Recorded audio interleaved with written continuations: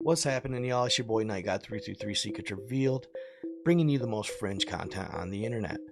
If it's your first time here and you like the unknown and unexplained, do me a solid, subscribe, like, hit that notification bell so you get notified every time I post, because you don't want to miss any of my upcoming content.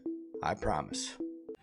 Please do me a solid, guys. Like, subscribe, comment on this post, get us some interaction, and make sure you hit that notification bell so you get notified every time I post. It helps the channel immensely. Thank you, guys. Love you. Hope you enjoy this video. This is the legend of the Navigator who crossed the ice walls and the 14,000. Lands of the Orion, located to the west of the known lands, as you can see behind me. These lands are dominated by beings known as the Greys, typically small in stature, standing between 1.3 and 1.4 meters in height. They are highly advanced, both psychologically, telepathically, and scientifically, boasting laboratories that are among the most sophisticated within the entire Great Dome. The Greys possess extensive knowledge of many races, obtained through relentless experimentation, and the Custodians have frequently exploited this expertise in their obsessive pursuit in attempts to penetrate the celestial lands. Despite their efforts, all attempts have failed, leading to many Greys turning their focus to analyses on humans. They conduct abductions and genetic tests, lacking empathy and often exhibiting hostility towards us. Compassion from them is rare, and numerous abductees report terrifying experiences. The Greys have been experimenting on humans for a long time, thousands of years, even before the last reset and previous ones. They are closely related to the beings from Zeta Reticuli, with their races intermingling and coexisting today. In the past, the Anunnaki colonized the beings of Zeta Reticuli, utilizing them for exploration, while the Orion Greys continue and served the Custodians. Prior to the Great War, the Greys briefly controlled the known lands in place of the Custodians, while they and the Anunnaki leaders were at war over a disagreement. The war lasted approximately 5,000 years. Eventually, this would lead to the Giants and humans initiating an uprising against the Greys. This was during the era of the Great Advanced Tartary, a period of free energy and superior technology. Their ships were destroyed by the thousands each day, so the Greys, unable to keep the Tartarians at bay, eventually had to relay this news to the Custodians and had to tell them they lost control of the known lands. Ultimately, they were expelled from the known lands by the Giants. When the already rebellious humans revolted, defeating the Orion Greys, they inadvertently empowered the Tartarians, causing a much harder fought battle for the Custodians afterwards. Mind you, they were just coming off of another war. This fostered a mutual hatred between the Giants and the Greys, a sentiment that persists today despite occasional meetings. During this war, the greatest leader of the Greys perished in the known lands. This intensified their animosity towards humanity and the Tartarians. Eventually, the Greys would be allowed to colonize independent lands again, but the Custodians treat them accordingly for their plight of the known lands, while they were supposed to be in charge. They have never trusted them to look over any other circle environment ever again in their stead. Despite their hostility towards humans, in recent history, there was a technological exchange between Grey alien leaders and humans. But unfortunately, this technology fell into the wrong hands, that being the cloning ability, and the elite used it destructively. Greys are also present in the Mars lands, a joint experimental site controlled by the Custodians and the Anunnaki.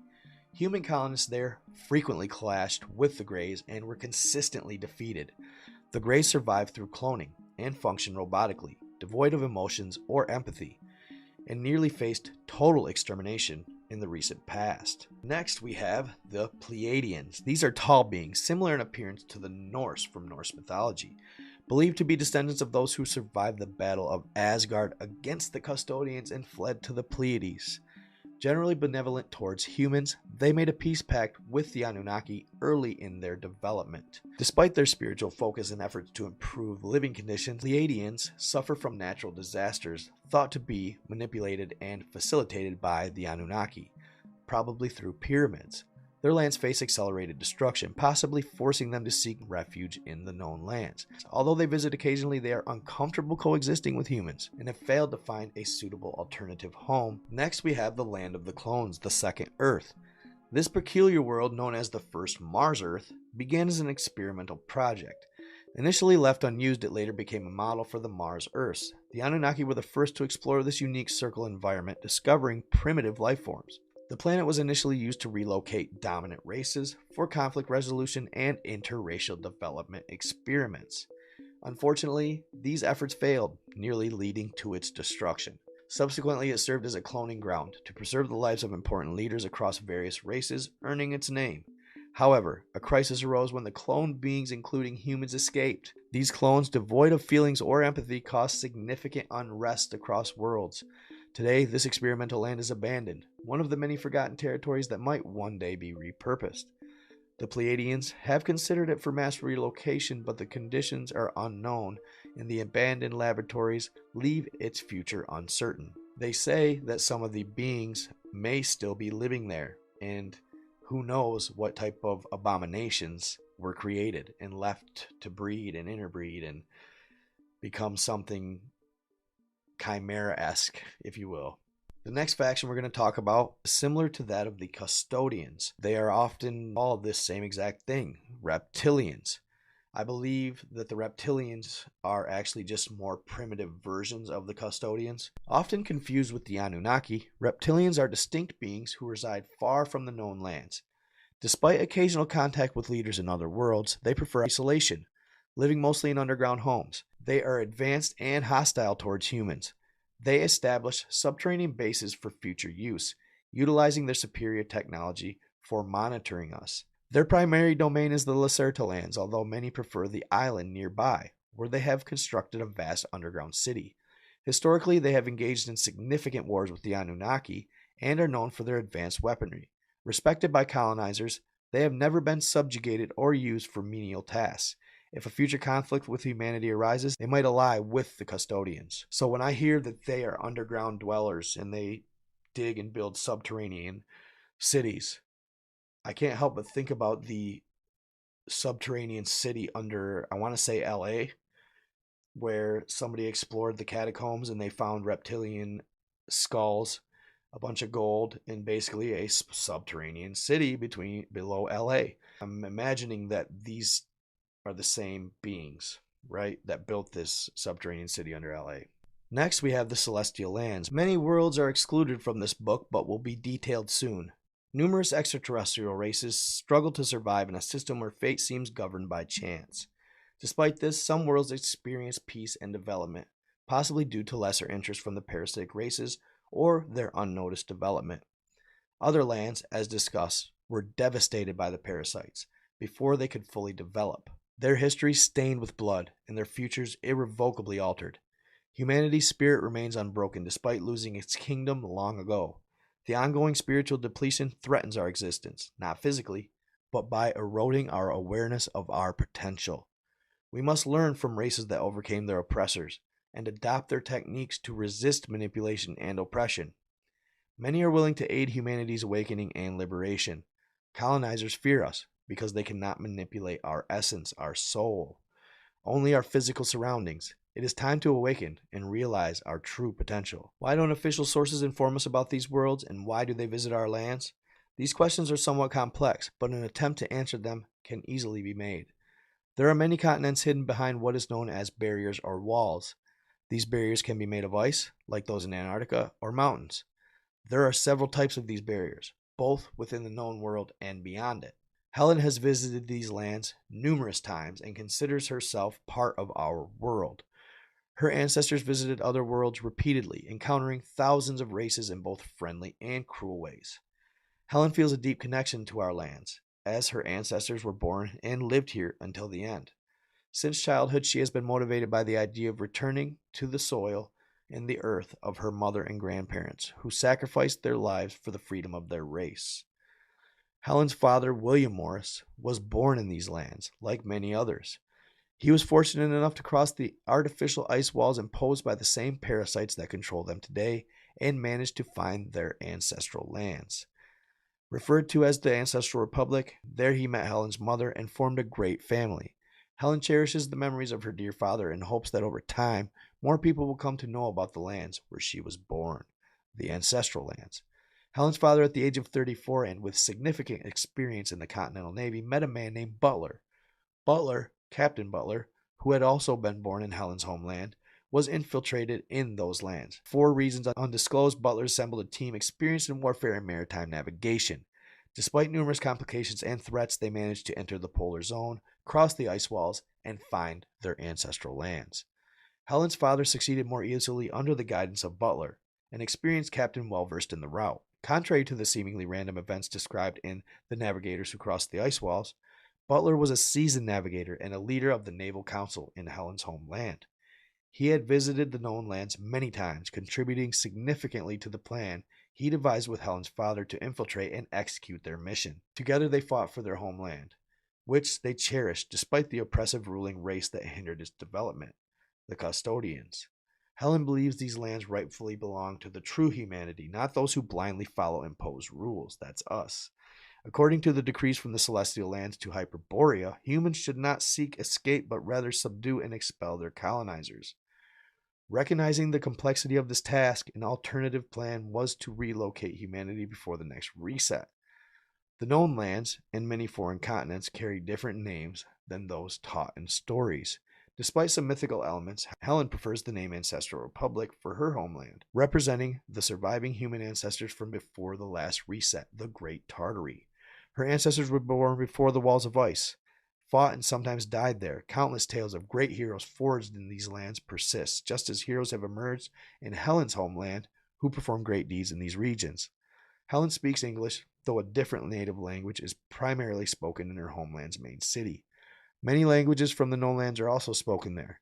Her parents fled these lands to start anew in the outer lands, escaping from all corners of the known world.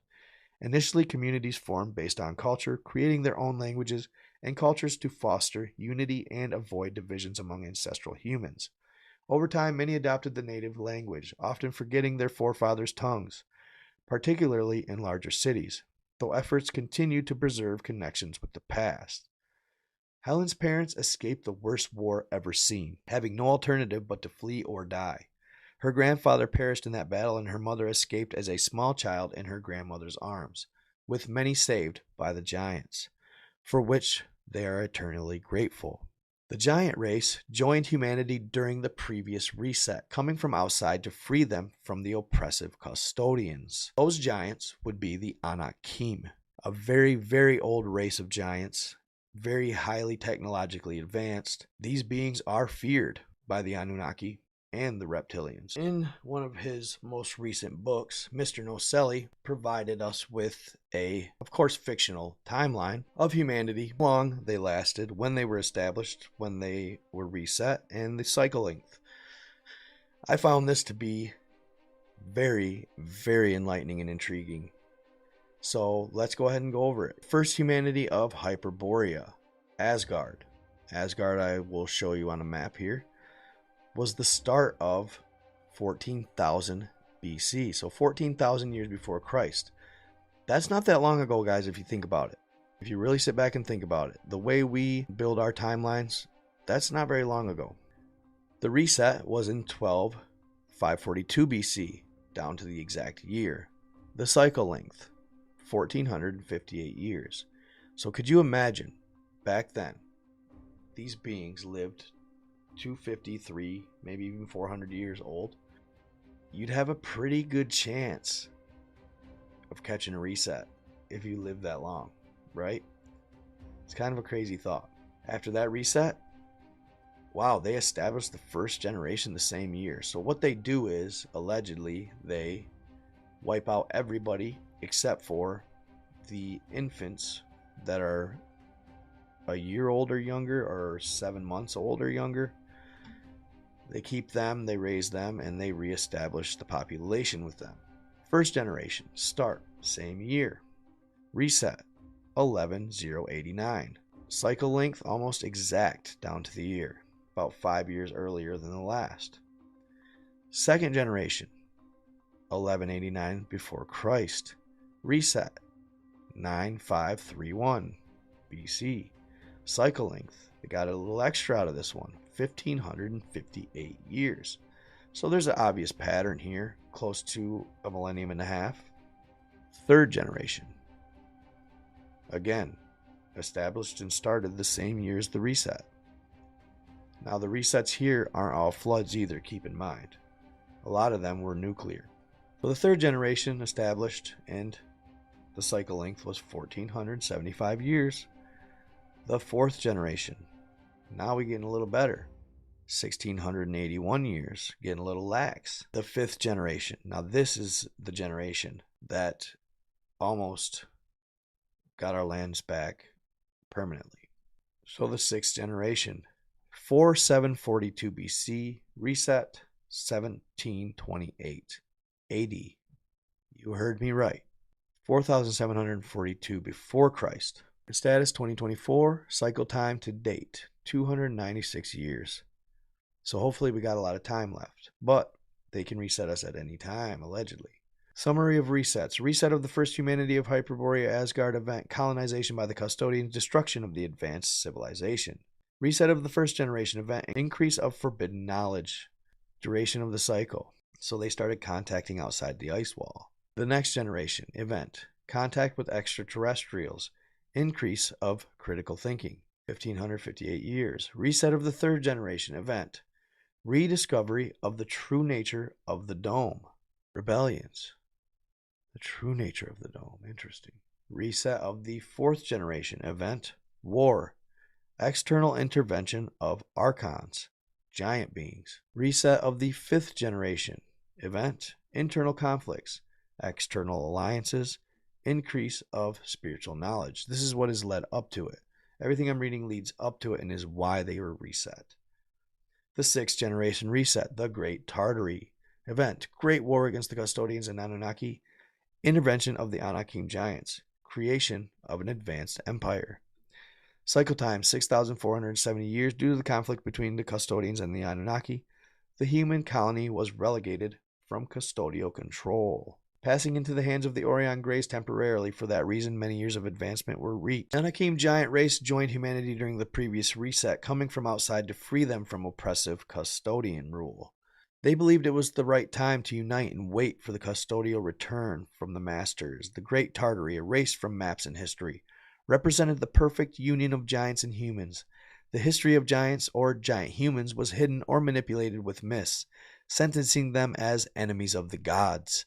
In reality, the true enemies were the colonizers who hindered the free development of races and spiritual growth, not only in the known lands but also in many others. Giants chose to remain hidden to avoid further harm to humanity. The past failures have caused a high price, staining the oceans with ancestral blood.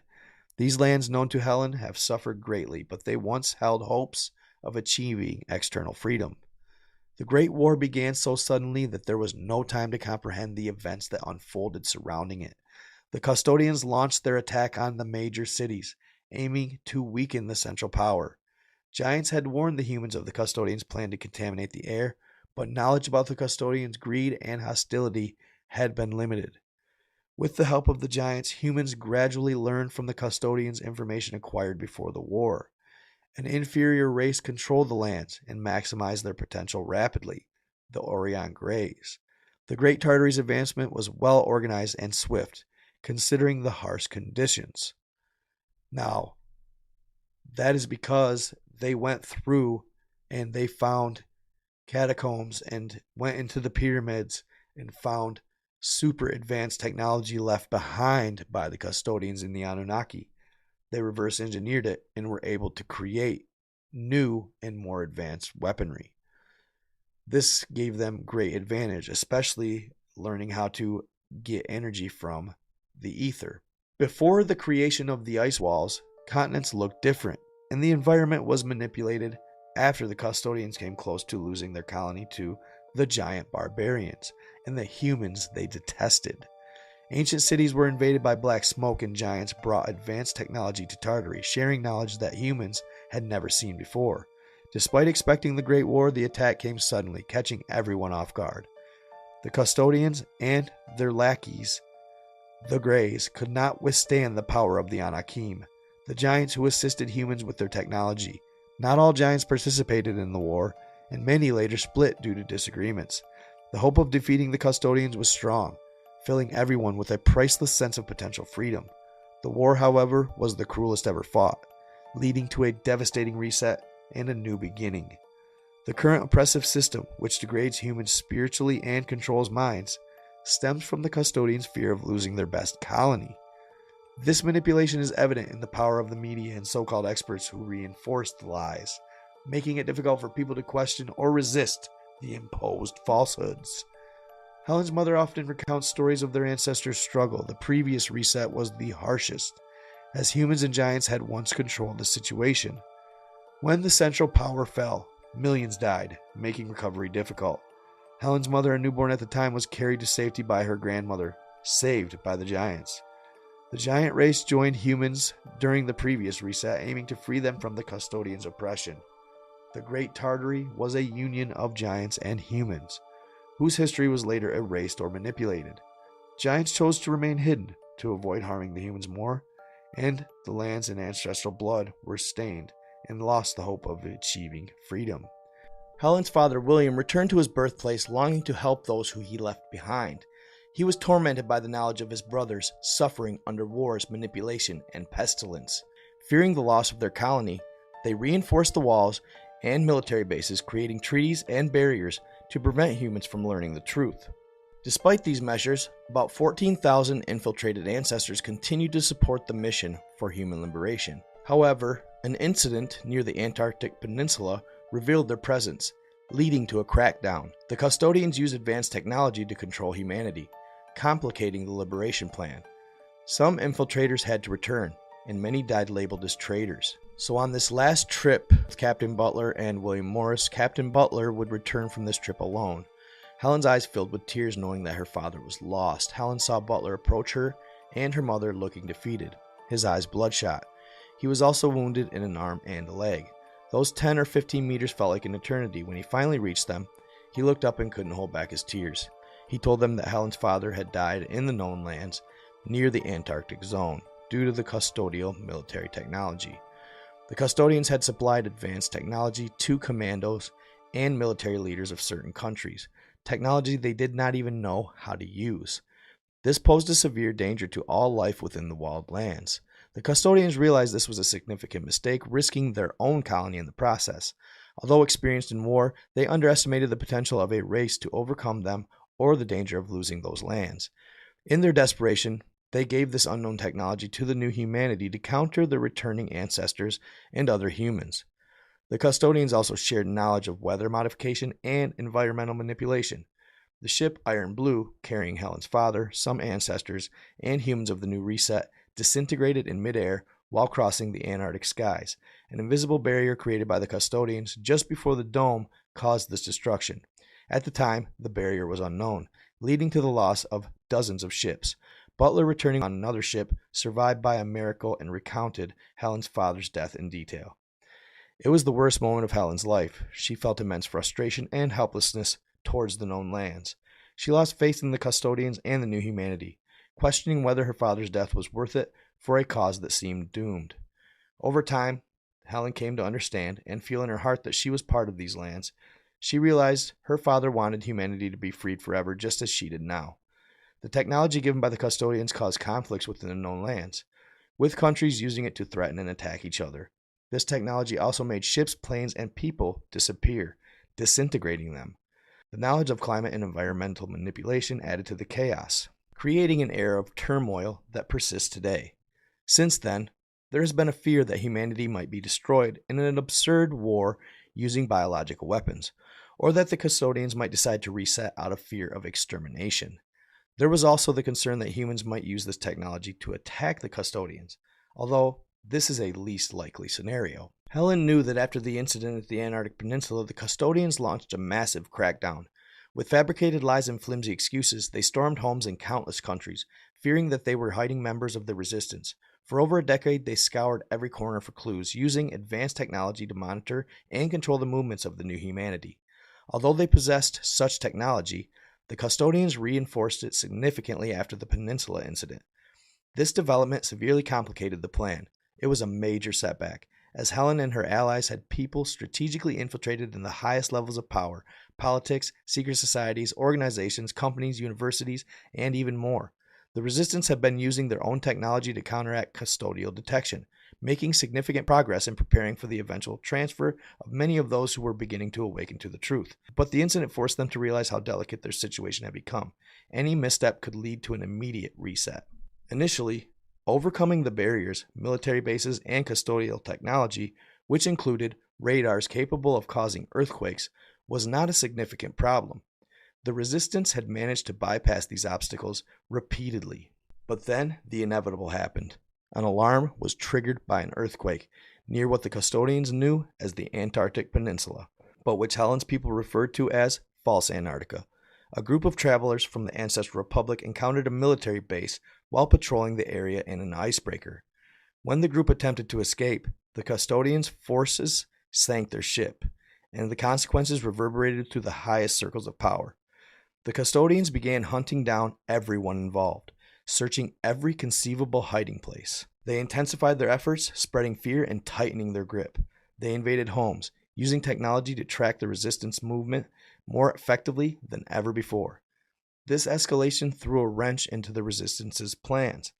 Many of the 14,000 infiltrators were forced to return, and fear became a harsh reality. Some of Helen's ancestors were captured and executed as traitors, suffering unimaginable tortures that she chose not to detail here. Upon Captain Butler's return, he would be alone, without William Morris. A day Helen would never forget. Her eyes filled with tears as she realized she would never see her father again. Butler approached Helen and her mother, his face drawn, his eyes bloodshot. He was wounded in his arm and his leg. The 10 or 15 meters he walked towards them felt like an eternity. When he finally reached them, Butler looked up, unable to hold back his tears. He told them that Helen's father had died in the known lands, killed by custodial military technology near the Antarctic zone. The custodians, in their desperation, had handed advanced technology to commandos and military leaders in certain countries. Technology that these leaders didn't even know how to use. This recklessness was extremely dangerous for all of life within the walled lands. The custodians knew that giving such power to the new humanity would be a grave mistake, one that even threatened their own colony. But in their arrogance, they never considered the possibility that a race could overcome them, nor did they fully grasp the dangers of losing control of these lands. Questioning whether her father's death had been in vain for a cause that seemed doomed from the start. But as time passed, Helen came to understand. She felt it in her heart. She knew that she too was part of these lands, just as her father had been, and she realized that he had died for something much greater, a dream of humanity's ultimate liberation. Now more than ever, she was determined to carry on that fight, to ensure that humanity would be freed forever. Despite the setbacks and losses, the fight against the custodians has never ceased. The Resistance remains steadfast, driven by the memory of those who had fought and sacrificed. The plan to liberate humanity is continuing, fueled by the desire for the true freedom and spiritual growth. Helen knew that the struggle was far from over, but she was ready to carry on the legacy of her fathers and the others who had come before her. So I hope y'all enjoyed that video and got some interesting information, whether it's true or not. One of the most fascinating things I found about what I just read or talked about was the fact that Jesus actually allegedly arrived during the Sixth Generation's Great Run, the Great Tartary. I just find that very fascinating, and it was at the latter of their run. So it makes you wonder, was he sent during the Great War? Was he sent at the beginning, at the end? And if he was, then that makes sense as to why they crucified him. But if the Great Tartary was in control, you can't help but wonder where Pontius Pilate was influenced and by who. It's very interesting to me they sent Jesus, whoever it was, to show the Great Tartary what humanity was possibly capable of if they would find their spirituality, is what I believe. But it's crazy he did all these amazing things during the Great Tartary's run while the Anakim Giants were here. Also, I wanted to touch on the 14,000 ancestors that were sent here and infiltrated society right after the Great Reset, the flood. And it would have been about the right timing because 1728, then they infiltrated. And then what happened? The Revolutionary War. I've always wondered if we're being ran by an evil faction or if we're being oppressed or influenced by a negative faction, then how did the United States come to be? How did it happen to where there was democracy and freedom and the Constitution was written up, the right to bear arms, the freedom to be, the freedom in pursuit of happiness, the right to pursuit of happiness, free speech, all of the above? Those aren't negative or constitutional rights. I've often wondered that as I've found out more and more about what's going on here. And now I know the answer. Some of the men who wrote the Constitution, our founding fathers, allegedly and arguably may have been some of the ancestors from the previous civilization. It's hard to say. This is all just speculation. This is all just fantastical thought and theory. You know what I'm saying? It's all just theory, and it's for fun. So don't take it too literally, but I've often wondered that. They planted people in certain places. You heard them in universities, politicians, you name it, media, celebrities, and they influenced society, and it had to have been for the positive. So it answers the question to me. A consistently asked question in my own mind was, how did the ideals of our country, one of the first countries to do so, get established? It makes total sense now. It's just wild as we go through this story, the dots that I've connected, the more I learned. Something to think about.